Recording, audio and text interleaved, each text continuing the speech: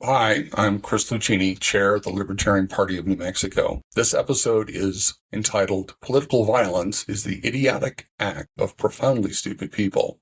As many of you have heard, the Republican headquarters in Albuquerque was firebombed very early Sunday morning, along with having a stencil spray painted on the wall equating ICE, the Immigration and Naturalization Service, with the KKK. Political violence like this is idiotic. What goal is advanced by this kind of vandalism?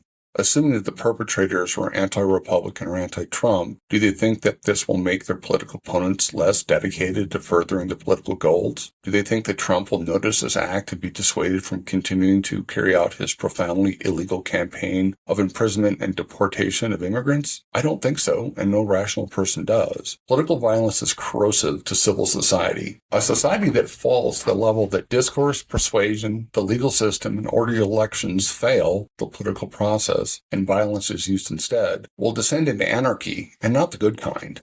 If you are anti-authoritarian, the reaction of nascent authoritarian regimes to this kind of violence is to jump for joy, as it validates their constant refrain that they are attacked by outside forces and that only by ceding power to the state can order be restored and violence stopped. Many regimes are so desperate for such incidents that they manufacture violence in false flag attacks. Is this a false flag attack? The use of a stencil for the tagging of the building and the very early hour of the attack notwithstanding, there is no, and I repeat, no evidence this is a false flag attack. However, that possibility must be investigated by the authorities. When the perpetrators of this crime are found, they should be prosecuted to the full extent of the law, regardless of their political affiliation.